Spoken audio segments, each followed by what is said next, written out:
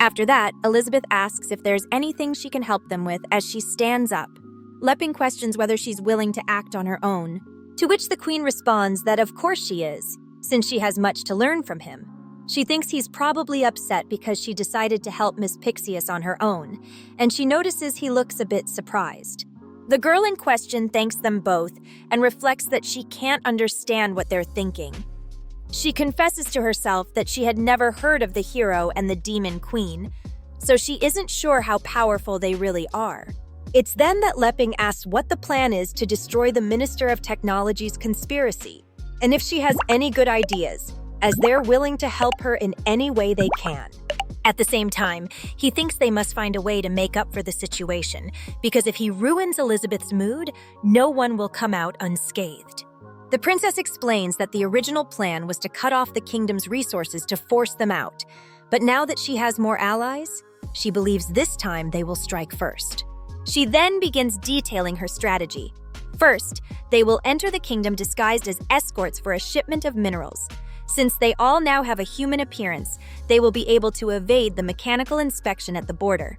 Once inside the kingdom, they will remain hidden in the residence until nightfall, then proceed with the infiltration.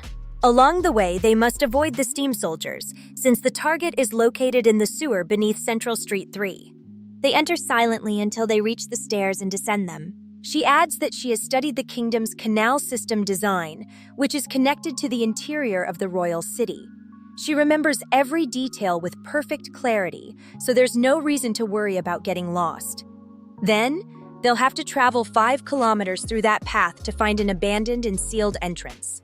Once there, if they manage to force it open, they'll gain access to the heart of the kingdom, the Aristotle's magic steam room. She clarifies that this device was invented by her ancestor Aristotle and is still operational, supplying basic energy to the entire kingdom. For that reason, she considers it unfortunate to have to destroy it to cut off the Minister of Technology's energy supply.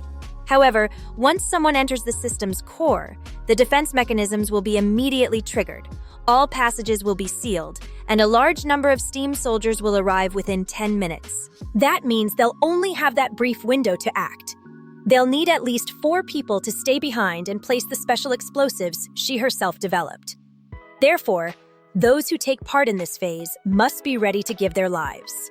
The explosives must be ignited from a minimum distance, which will inevitably result in the death of whoever does it.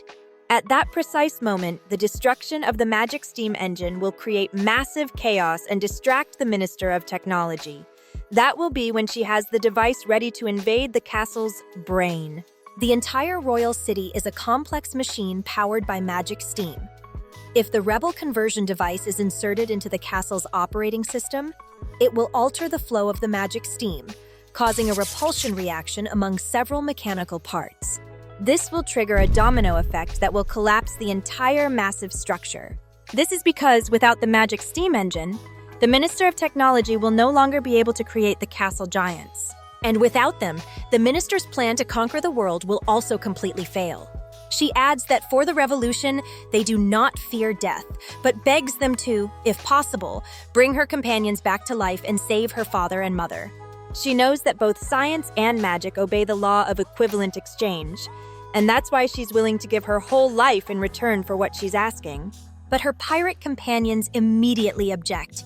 They ask what she's saying and remind her that, more than anyone, she must live, because the kingdom needs her leadership. They also state that they will sacrifice themselves willingly for her. They ask her not to underestimate them and remind her that she was the one who saved their lives, so her sacrifice would not be fair. However, the princess demands silence. She explains that since all this began because of her, it must also end by her hand. Elizabeth, hearing her, smiles and confesses she has no problem sharing her life with the others. She then asks Leping what he thinks about it. The hero is left speechless, but the princess interrupts him and asks whether he has doubts, and if a single life like hers is not enough. To that, Leping firmly replies no. He also asks her to discard that absurd idea once and for all. The princess calmly nods, saying she understands. But then, the hero says that there is a better solution to all of this. Surprised, she asks what it is. Leping explains that at first he thought the same as her, that just as it all started with him, it should also end with him. That's why he embarked on the so-called hero's adventure. He had made a promise to Elizabeth. This time, he would unite everyone to maintain peace in the world. However, he now realizes that it only delayed their plan and caused unnecessary sacrifices. He reflects that the pirates have already given their lives for peace, and it's time to put an end to that absurd agreement. He then looks at his queen and asks her to act, to solve the problem of the kingdom of Aristotle, because they can't keep waiting. Upon hearing him, Elizabeth also reflects on those words, "can't keep waiting." And she responds with determination that she will do so immediately.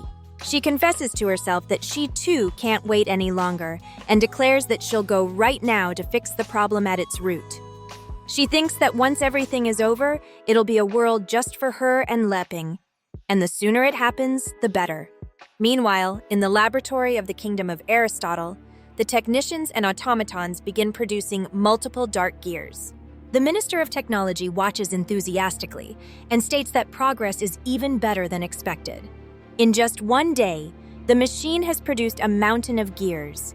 He also reports they've generated nearly 5,000 dark gears and that the energy conversion rate of the lightning fairy far exceeds that of conventional magic.